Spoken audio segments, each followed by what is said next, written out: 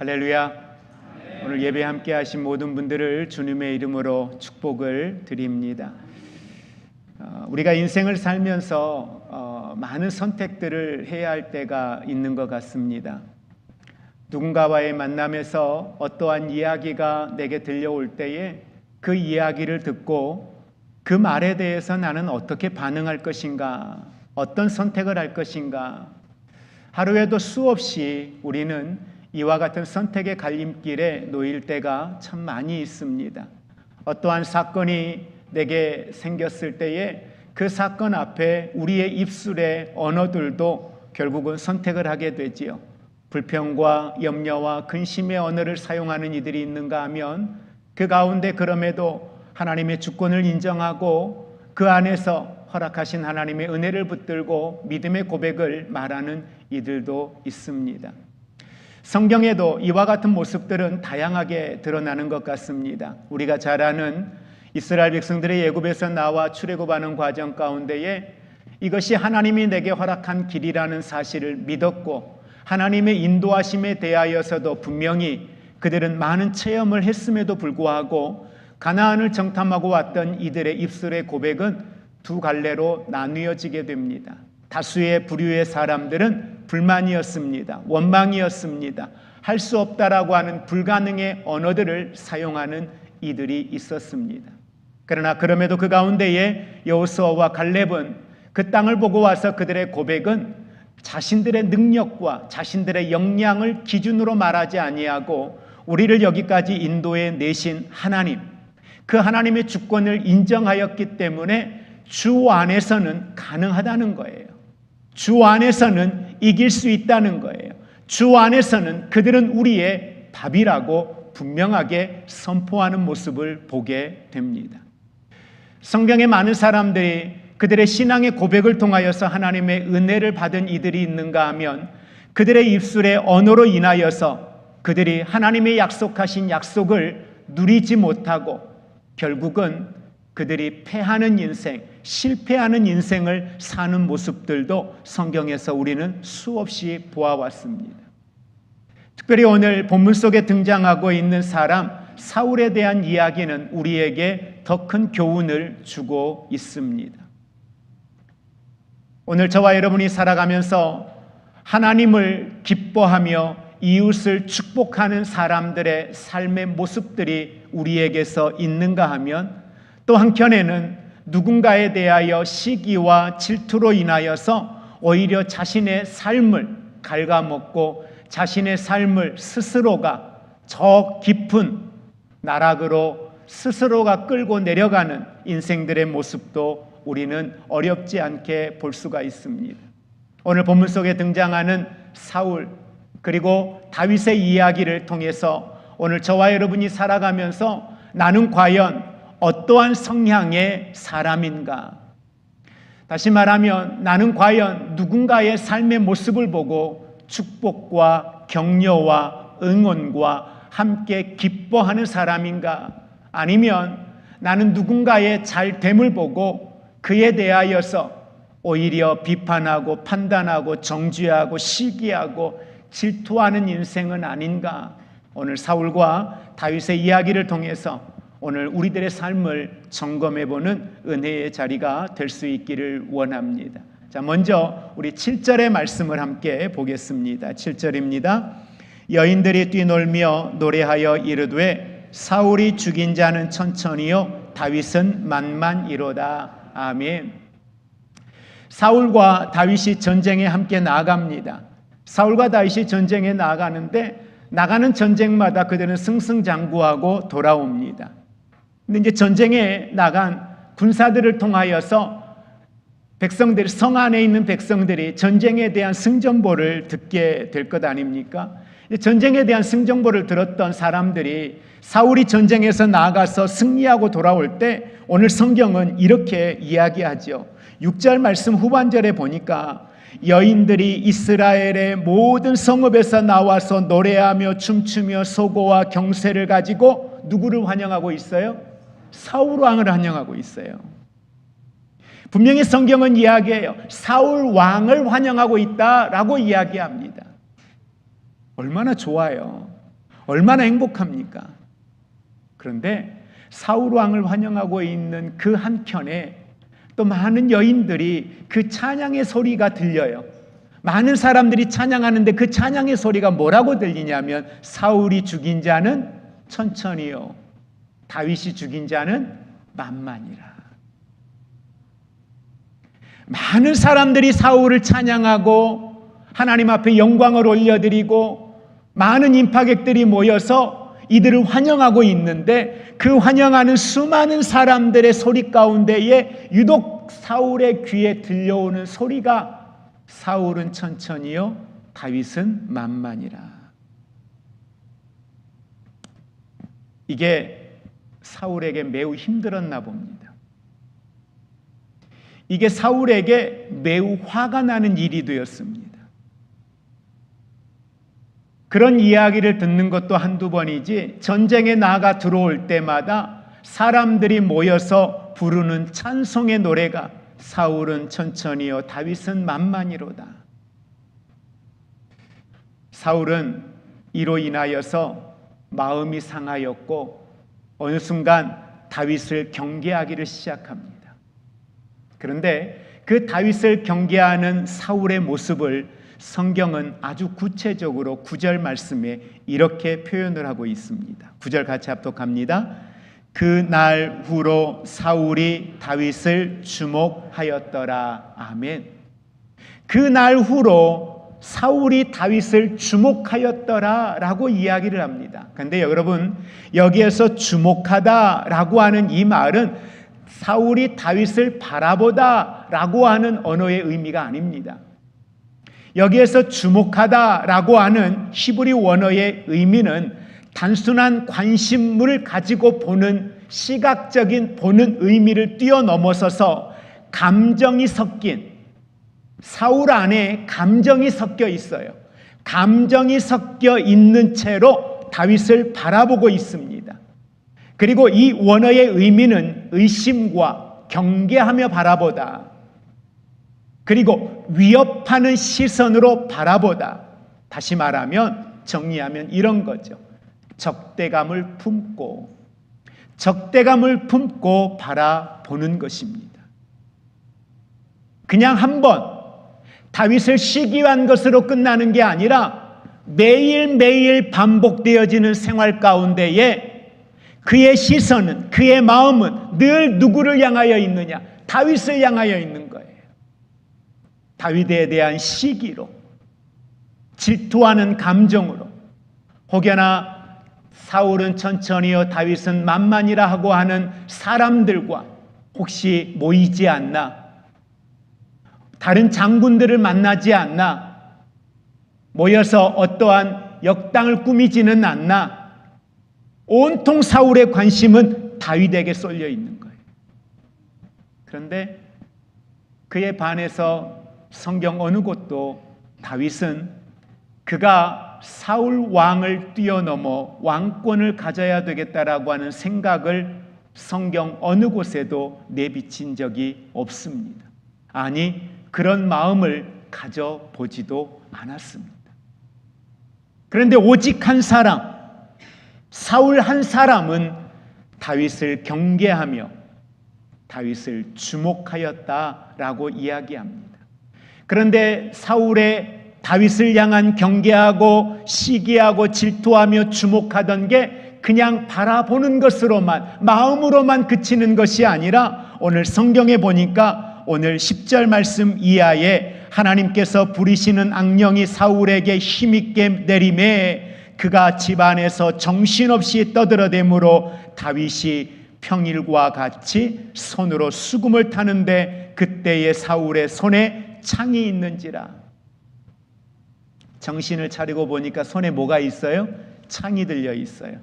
그리고 11절에 보니까 성경은 사울이 다윗에게 그 창을 던지는 모습을 기록하고 있습니다. 시기와 질투가 어디까지 확대됐어요? 죽이고 싶은 거예요. 쟤만 없으면, 얘만 없으면, 사울의 마음속에는 다윗만 없으면이에요. 그런데 여기서 사울이 생각지 못한 게 있어요. 사울에게 다윗을 붙여주신 분이 누굴까요? 하나님이시죠.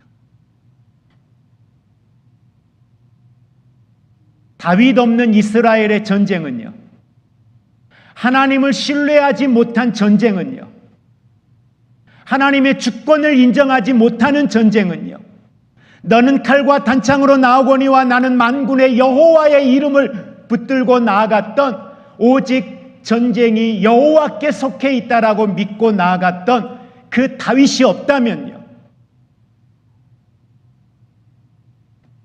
사울은 천천히요라고 하는 그 말조차도 사울에게는 어울리지 않는, 그는 실패를 반복할 수밖에 없었을 겁니다.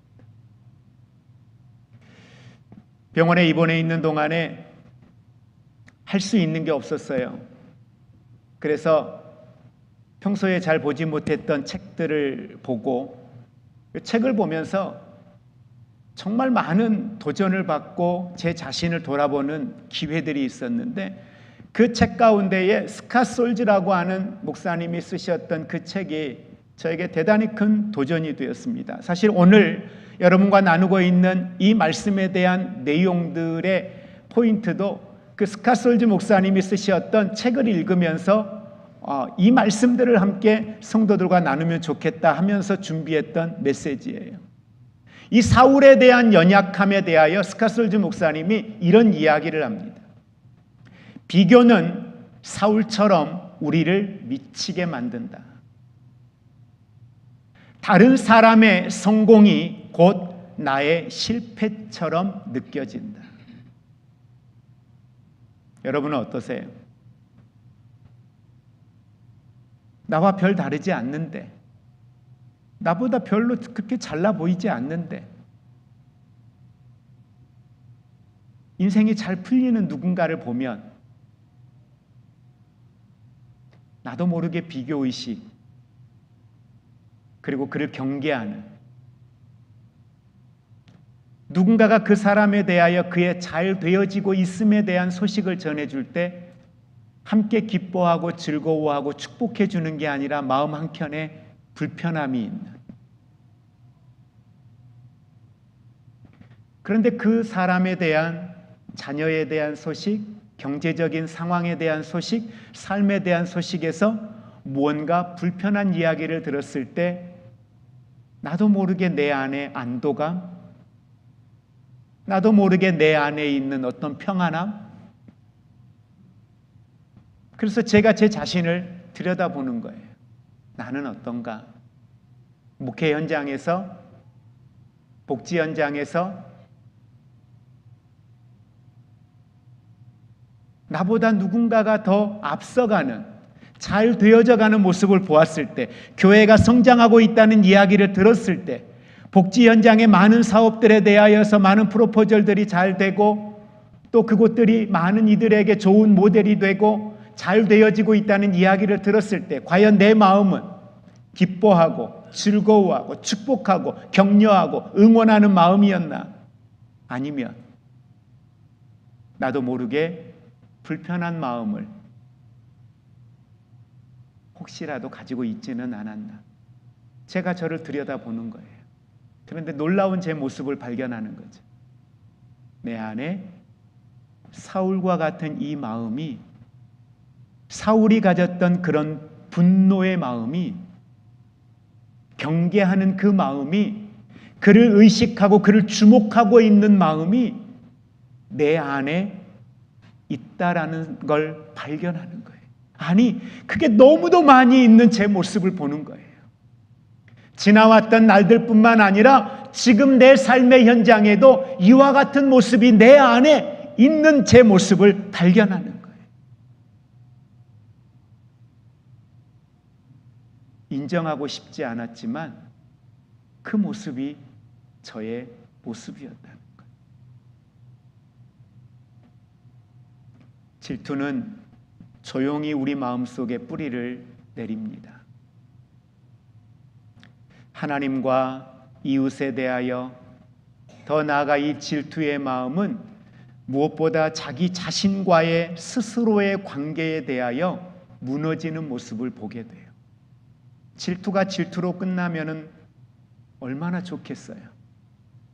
근데 질투가 질투로 끝나지 않더라고요. 사울의 질투는 다윗을 살인하고자 하는 마음까지 번지게 돼요. 죽여야 끝나는 일이에요. 결국은 자기가 죽고 끝나는 일이었어요. 그는 죽음 직전까지도 다윗을 죽이고자 하는 그 마음이 마음속에 더 커지고 더 경계하고 그를 더 주목하고 그를 더 의식하다가 자기가 없는 하나님께서 자신의 인생을 붙들고 그를 왕에 세우셨던 하나님의 목적과 사명을 잃어버리고 오직 비교의식에 시달리다가 그는 인생을 마감하는 비참한 사람이 되었다는 것. 성경은 이와 같은 모습에 대하여 야고보서 3장 16절에 이렇게 말씀합니다. 우리 같이 합니다. 시기와 다툼이 있는 곳에, 뒷부분에 보면 시기와 다툼이 있는 곳에는 훈련과 모든 악한 일이 있습니다. 혼란과 모든 악한 일이 있습니다. 그렇습니다. 시기와 다툼이 있는 곳에는요, 혼란이 있어요. 그리고 그 안에는 악한 일들이 반드시 나타나게 되어져 있습니다. 어떻게 해요? 판단해요. 정죄해요. 모함해요. 내 입술이 끊임없이 부정을 말하고 있더라는 거예요. 누군가의 잘됨에 대하여 격려하고 응원하고 그렇게 고생하더니 잘됐다. 그렇게 아이들을 위해서 수고하더니 아이고 권사님 잘됐네. 잘됐어요. 내가 다 기쁘네. 함께 격려하고 응원해야 되는데 그러질 못하는 거예요.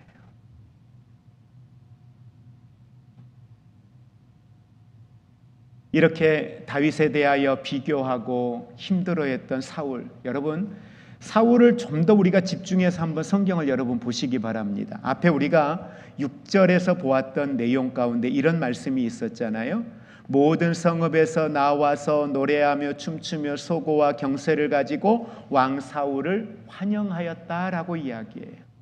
환영하면서 사울에 대하여 사람들이 뭐라고 이야기했어요? 사울은 천천이라. 일당천이라는 거예요. 여러분 얼마나 좋은 이야기예요. 백성들이 나를 칭송하는데 일당천이래요. 사울이 전쟁에 나가면 1000명을 죽일 수 있는 역량과 장군으로서의 능력이 사울에게 있대요. 자, 뒤에 거 빼고 이것만 한번 생각해 보세요. 어때요? 사람들이 사울을 얼마나 축복하고 있습니까? 사울이 얼마나 위대한 왕이라고, 위대한 장군이라고 사람들이 사울을 지켜 세워주고 있어요. 사람들이 사울을 인정해요. 존중해요. 그를 위대하다 이야기해요.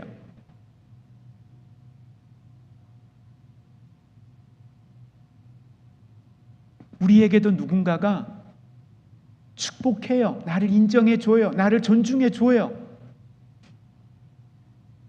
근데 우리는 자꾸 시선이 뭘 봐요? 다른 사람의 손에 들려있는 떡, 다른 사람의 손에 들려있는 그걸 우리는 자꾸 보게 돼요. 네, 여러분 사울이 진짜 받은 축복 가운데 또 하나가 뭔지 아세요? 사울에게는 만남의 복이 있었어요. 사울 옆에 누가 있어요? 사무엘 선지자요. 사울 옆에는요 사무엘 선지자가 있어요. 영적인 리더십이 있어요. 백성들에게 말하면 그의 권위가 하나님의 권위로 인정하고 함께할 수 있는 영적인 리더십이 옆에 있단 말이에요. 사무엘이라고 하는 위대한 선지자가 옆에 있어요. 늘 사울의 편에 서서 함께하는 위대한 선지자가 있지. 그리고 또 누가 있어요? 다윗요. 사울이 전쟁에 패할 수밖에 없는 상황 앞에 놓여 있을 때 하나님이 누구를 보내셔요? 다윗을요. 하나님 보내려면은 군사를 보내든지 골리앗과 견주어서 이길 만한 장군을 보내든지 그 어린아이 다윗을 보내놓고 이게 하나님이 하신 일이고 이게 만남의 복이라고요? 라고 우리는 말할 수 있을 거예요. 그러나 골리앗을 쓰러뜨린 건 누구였어요? 다윗이었어요. 골리앗이 무너지자 이스라엘은 전쟁에서 승리하게 됩니다. 그리고 다윗은 사울에 의해서 쫓김을 당하기 바로 직전까지 누구 옆에 있었어요? 사울 옆에요. 전쟁이 있을 때에는 전쟁에 나아가서 승리하고 돌아오죠. 그가 가진 전술과 그가 가지고 있는 전투력과 그가 가지고 있는 장군으로서의 리더십과 역량력은요, 탁월했어요. 위대했어요. 그 누구와도 견주어도 뒤떨어지지 않을 만한 그러한 지혜로운 장군이었습니다. 전쟁이 없을 때에는요, 악기를 잘 다루어요. 사울 옆에서 노래하고 악기를 다루는 충신 중에 이런 충신이 어디 있습니까? 역모를 꾀한 적 있습니까? 없어요. 사울의 말을 거역한 적이 있습니까? 없어요. 아니, 나를 왜 죽이려고 합니까? 하고 자기 마음에 드는 사람과 모의하여 사람들을 모아서 역모를 꾸미려고 하는 적 없었잖아요. 결국 사울이 이렇게 될 수밖에 없었던 가장 큰 이유 중에 하나는요, 사울의 마음속에 누가 없어요? 지금 하나님이 계시지 않는 거예요. 하나님이 계시지 않으니까 결국은 자기가 가지고 있는 역량과 앞에 있는 사람의 역량을 비교하다 보니까 무엇을 놓치게 되냐면 하나님의 주권을 놓치게 돼요. 여기에서 말하는 하나님의 주권이라는 건 뭐냐 하면 야고보서 1장 17절에 이런 말씀을 합니다. 사람이 받는 모든 좋은 것과 온전한 은사는 어디로부터? 위로부터 빛들의 아버지께로부터 오는 것이다 라고 이야기를 하고 있어요. 그러니까 내가 가진 은사, 내가 가진 역량, 이건 나만이 아니라 다윗이 가지고 있는 그 역량, 다윗이 가지고 있는 리더십, 다윗이 가지고 있는 장군으로서의 역량, 이건 뭐예요? 하나님이 그에게 준 은사라는 거예요. 하나님이 그에게 주신 능력이라는 거예요. 결국은 나와 비교의 대상이 되어져 있는 그 사람, 그의 삶, 그건 하나님이 주신 거예요. 이건 비교의 대상이 아니라 협력의 대상인 거예요. 그가 있기 때문에, 그가 내 몸 안에 지체로 함께하기 때문에, 그가 교회 공동체 안에 지체로 함께하기 때문에 교회가 교회로서의 기능이 이루어지는 거예요.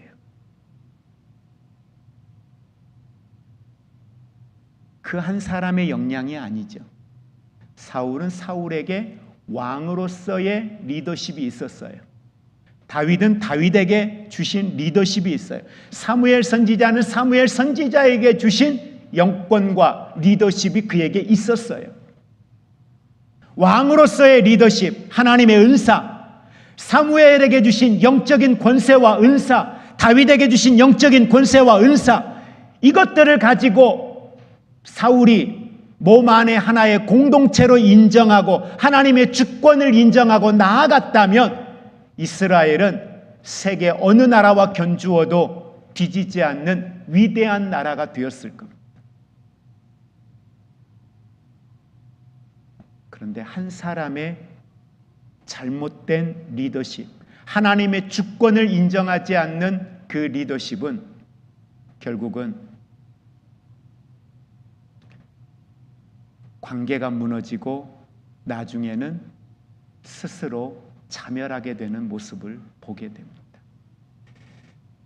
여러분, 죄의 본질이 뭡니까? 우리 자주 말씀 나눴죠. 죄의 본질이 뭐예요? 하나님의 자리에 내가 앉으려고 하는 거예요. 하나님이 계셔야 할 자리에 하나님의 시선으로 보아야 할 일들을 내 생각과 내 경험으로 보고 내가 주인 되어 모든 것을 볼 때, 그럴 때 그게 죄가 되더라는 거죠.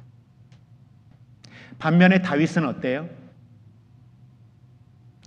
사울은 원수예요. 죽이고 싶어요. 사울만 아니면 내 인생이 도망자의 인생을 살 이유가 없는 사람이에요. 내가 도대체 뭘 잘못했지? 이해되지가 않아요. 그런데 기회가 왔어요. 어떤 기회? 사울을 죽일 기회. 그런데 사울을 죽일 기회의 자리에서 다윗은 어떻게 해요? 하나님의 주권을 인정해요.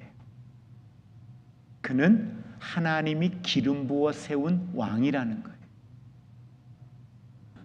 하나님의 주권을 인정하면 사울을 보는 시선이 다윗은 달랐어요. 나를 죽이려고 하는 사람, 내가 뛰어넘어야 되는 사람, 내가 이겨야 되는 사람, 저가 죽어야만이 나는 살 수 있는 사람, 이런 시선이 아니었단 말이에요. 하나님의 주권을 인정하고 있었기 때문에 다윗은 늘 마음속에 사울이 잘 되어야 돼요. 사울의 마음이 풀려야 돼요. 사울이 회복되어져야 돼요. 그래서 멀리 떨어져 있었지만 멀리 떨어진 곳에서 다윗은 사울을 보고 왕으로서의 그의 존재감을 인정하고 그 앞에 머리 숙여 절을 해요. 그리고 사울도 적어도 그 시간에는, 그 순간에는 제정신으로 돌아와요. 물론 그게 오래가지 못했지만 끊임없는 낮은 자존감, 하나님의 주권을 인정하지 못하고 서 있는 사울의 모습은 결국은 스스로 무너지는 모습을 봅니다. 다윗은 사울을 미워하지 않았습니다. 오히려 그를 최선을 다하여 섬기고 존중하는 모습을 보게 됩니다. 그럴 수 있었던 다윗의 모습을 성경은 이렇게 다윗의 모습을 기록합니다. 사무엘상 18장 5절에 이렇게 말씀합니다. 다윗이 어디로 가든지 지혜롭게 행하며, 다윗이 어디로 가든지 어떻게 해요? 지혜롭게 행하였다. 그리고 마지막 뒤에 보니까 사울의 모든 신하가 그를 좋아하였다라고 성경은 이야기를 합니다. 이 말씀을 보면서 앞에서도 말씀을 드렸는데 나에게는 사울의 모습이 얼마나 있을까? 나에게는 사울의 모습이 많이 있나? 다윗의 모습이 좀 더 많이 있나? 그런데 이렇게 말씀을 준비하고 또 여러 가지 이렇게 주변을 보면서 깨달은 게 하나가 있어요. 그게 뭐였냐면 아무리 친해도 아무리 가까워도 우리 안에 방심하면 누구에게든지 이 사울의 마음은 우리 마음 속에 들어온다는 거예요. 근데 이제 더 안타까운 건 이 사울의 마음을 묵상하는 사람들이 있다는 거예요. 이 사울의 마음이, 사울의 생각이 그의 생각과 삶을 지배당하는 사람들이 있다는 거예요. 그래서 평생을 비교의식에 시달리다가 인생을 사는 이들의 모습을 주변에서 어렵지 않게 봅니다. 해결해야 되지 않을까요? 우리 안에 이 사울의 모습을 끌어내야 되지 않을까요? 그러기 위해서 성경은 우리에게 조언합니다. 어떻게 해야 오늘 우리 안에 있는 이 사울을 몰아낼 수가 있는가? 먼저 다윗은 시편에서 자신의 마음을 참 많이 드러내놓고 기도를 하잖아요.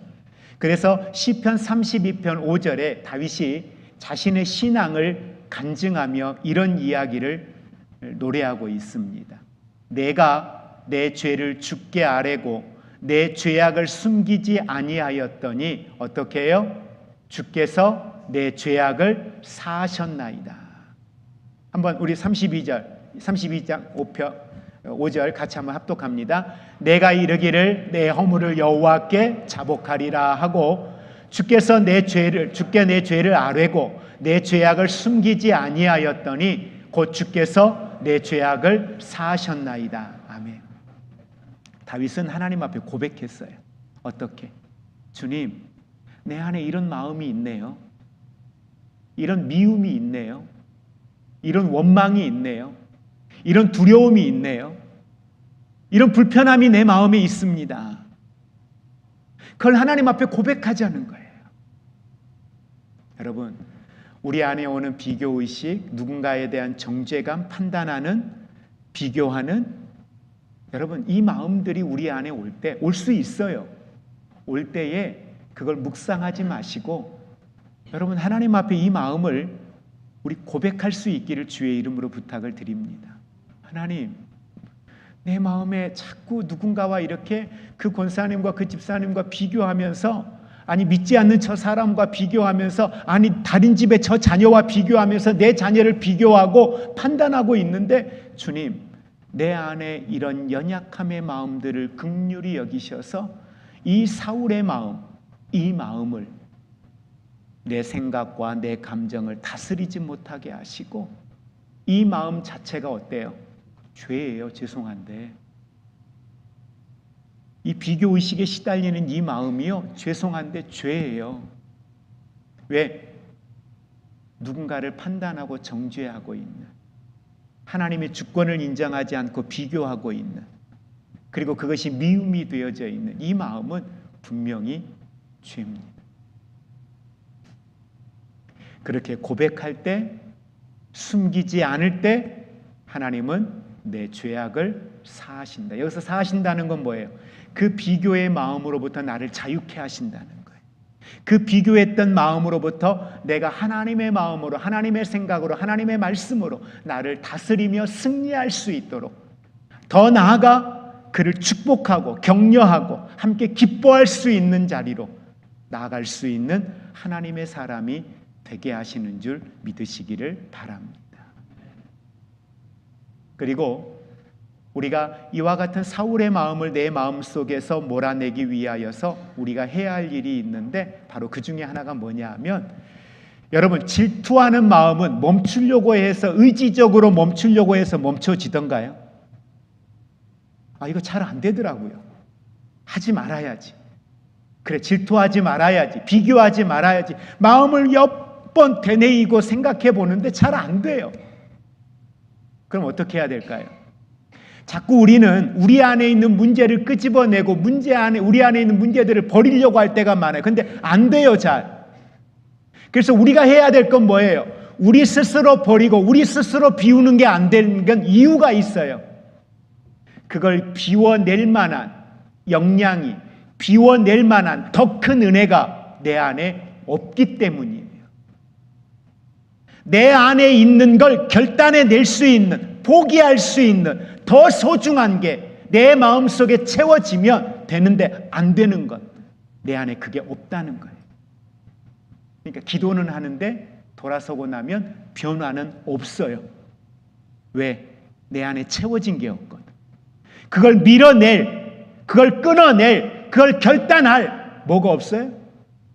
믿음이, 하나님의 주권, 그 사랑, 그 은혜가 내 안에 더 풍성해져야 되는데 그게 없다는 거예요. 밀어내려면 뒤에서 밀어내주는 무언가가 있어야 되잖아요.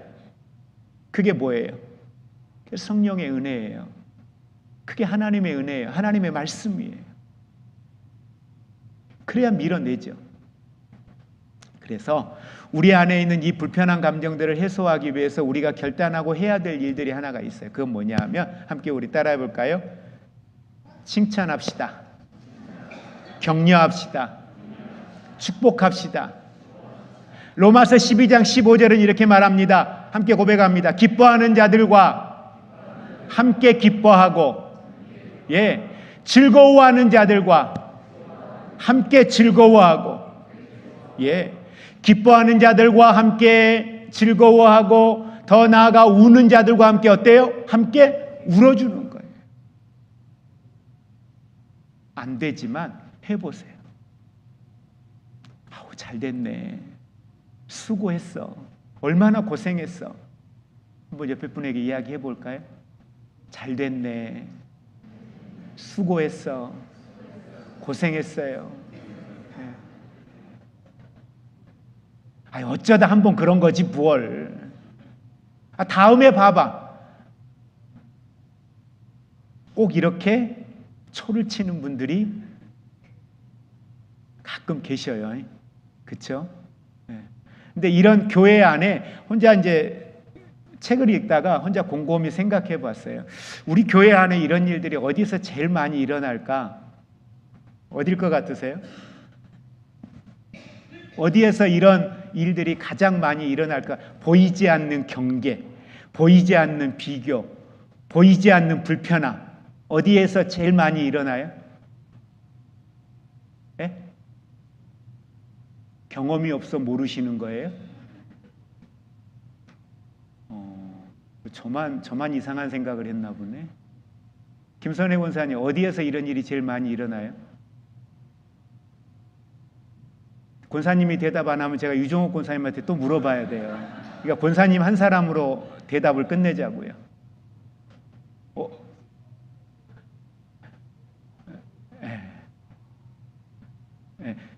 제 얘기가 아니에요. 김선혜 권사님의 이야기가 음식 같은 거 할 때에도 그런 일들이 누가 맛있게 음식을 해오면 그런 일들이 일어난다 라고 이야기를 해요. 제가 얘기한 게 아니라 김선혜 권사님이 하는 얘기예요.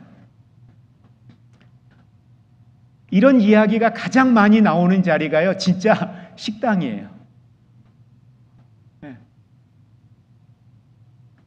보면 진짜 은사인 분들이 계셔. 그렇지 않아요? 안 되는데 어떻게 저게 되지? 저렇게 하지? 어떻게 저렇게 생각하지? 그럼 은사예요. 그럼 뭐예요? 존중해 드려야 돼. 근데 그걸 존중하는 게 힘들어. 자존심 상해. 나도 좀 할 줄 아는데, 나도 하면 잘할 수 있는데.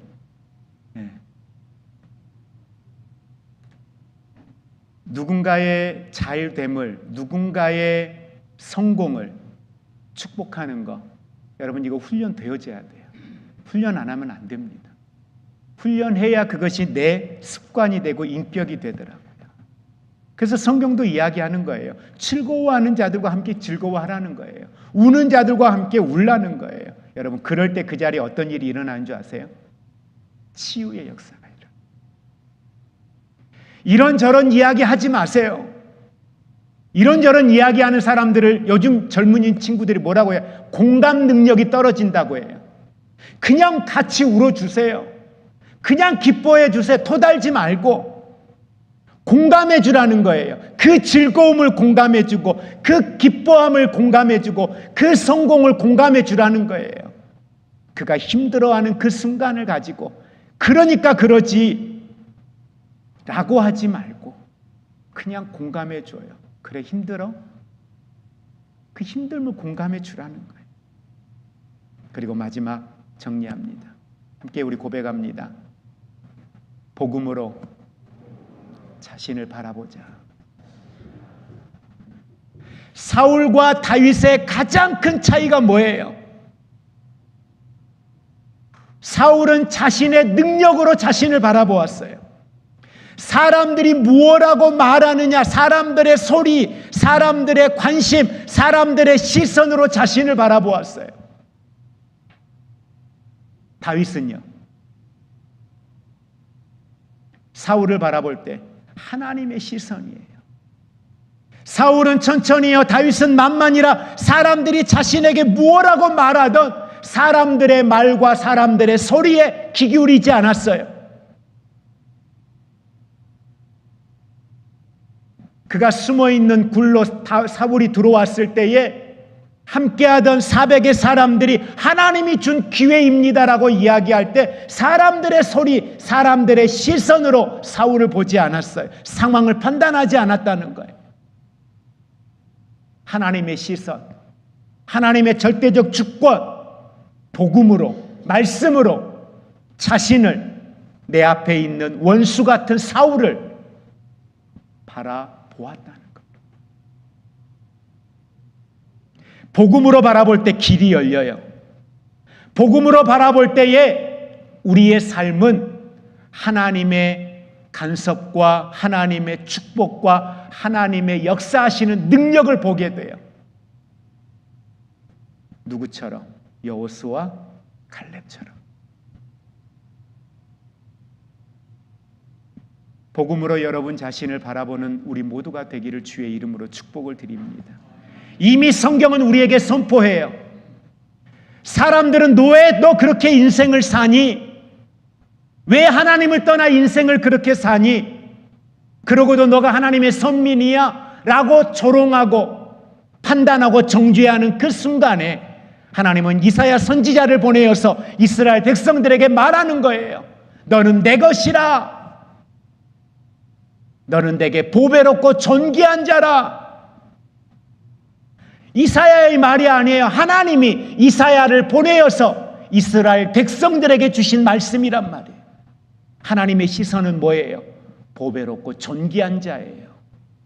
하나님의 시선은 뭐예요? 세상을 이처럼 사랑하사 언제 내가 죄인 되어 있을 때에 우리를 사랑하시는 하나님이에요.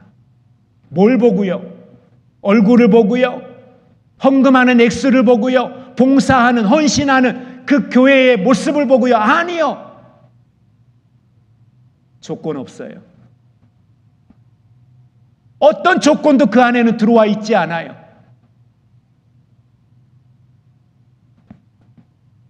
우리를 복음의 시선으로 나를 바라본다는 건 예수가 나를 위해 죽으셨다는 거예요.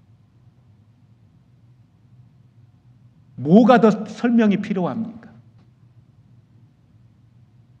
존귀함을 이야기할 때, 가치를 이야기할 때 예수님이 나를 위해 죽으셨다는데 뭐가 더 필요해요? 세상에 권력 있는 누군가로부터 전화 한 통 받아도 자랑거리인데, 세상에 권력 있는 누군가로부터 내가 인정받는 것 하나만으로도 자랑거리인데, 근본 하나님의 본체이신 그분이 나를 위해서 오셔서 나를 위해 죽으셨다는데요. 내 존재의 가치를 다른 무엇과 비교의 대상이 우리에게 무엇이 있느냐는 거예요. 요한계시록 1장 5절은 이렇게 말합니다. 함께 같이 합독합니다. 또 충성된 증인으로 죽은 자들 가운데에서 먼저 나시고 땅의 임금들의 머리가 되신 예수 그리스도로 말미암아 은혜와 평강이 너희에게 있기를 원하노라. 우리를 사랑하사 그의 피로 우리 죄에서 우리를 해방하시고. 아멘. 예수님은 우리를 사랑하셨습니다. 그분은 우리 죄를 씻기 위하여 자기의 피로 우리를 살리셨습니다. 우리는 비교할 필요가 없습니다. 그가 무엇을 가지고 있던, 그의 자녀들의 인생이 어떻게 되었던, 우리가 왜 비교해야 됩니까? 내가 하나님의 사람이라는 그 존재의 가치 하나만으로도, 내가 예수님 짤이라는 그 값어치 하나만으로도 세상의 그 무엇과도 비교할 수 없는 그 존재감이 바로 여러분입니다. 말씀을 마치면서 하나의 예화를 들고 마치고자 합니다. 존 스토트 목사님, 영국에서 영성가로, 설교가로, 저술가로 아주 유명한 목사님입니다. 그 동시대에 이분은 영국에서 설교가로서 유명한 목회자였지만 동일 시대에 가장 유명한 설교가가 있다면 세계적으로 부흥 강사로, 영성가로 모든 이들에게 존경을 받고 우리나라까지 오셔서 여의도에서 말씀을 전하셨던 목사님, 빌리 그레이엄 목사님. 그분이 가는 곳마다 영적 대각성의 운동들이 일어났습니다. 그때에 존 스토트 목사님에게 한 성도가 다가와서 그에게 이런 질문을 합니다. 목사님, 왜 당신은 미국의 빌리 그레이엄 목사님처럼 세계적인 설교가가 되지 못했습니까? 라고 물어요. 그 뭐과 같은 거냐면 저희 교회에 외부 강사를 초청을 했더니 외부 강사 목사님 설교를 듣고 성도님이 저에게 와서 이야기하는 거예요. 목사님, 아니 그날 강사 목사님 설교하시는 거 보니까 설교 엄청 잘하시던데, 설교에 말씀에 은혜가 있던데, 교회도 엄청 부흥하고 목회도 잘하시는 것 같은데 목사님은 왜 그분만큼 설교를 못하세요? 이 이야기를 존 스토트 목사님께 한 성도가 와서 한 이야기예요. 근데 그때 존 스토트 목사님이 아주 멋있는 이야기를 하셔요. 그분 책에 이렇게 기록되어 있습니다. 내가 아니라 빌리 그레이엄을 택하신 것은 하나님의 주권입니다. 내가 받은 소명이 다를 뿐입니다. 하나님이 그를 크게 쓰신다면 그 다음의 말이 정말 멋있어요.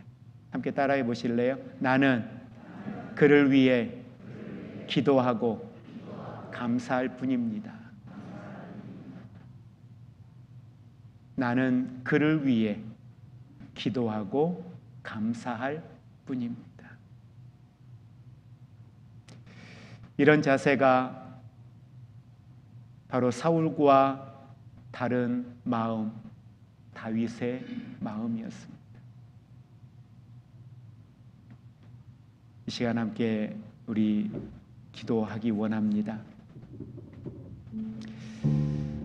이 시간 우리가 기도하는 자리로 나가면서 우리 자신에게 몇 가지의 질문을 던져보기 원합니다. 나는 최근에 누군가의 성공이나 칭찬 앞에서 나도 모르게 질투심이 생긴 적이 있었는가? 내가 가진 것을 하나님께로부터 온 선물로 여기며 감사하며 살고 있는가? 아니면 비교와 불만으로 시선을 그곳에 빼앗기고 있지는 않는가? 돌아오는 한 주 동안 누군가의 성공을 진심으로 축복하며 기도할 수 있는 마음이 내게 있는가?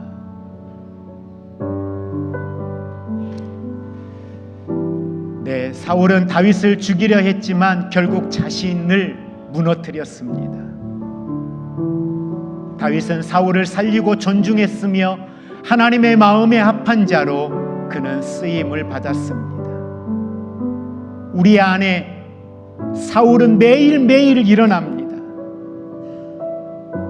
그러나 성령의 도우심으로 우리는 그를 몰아낼 수 있습니다.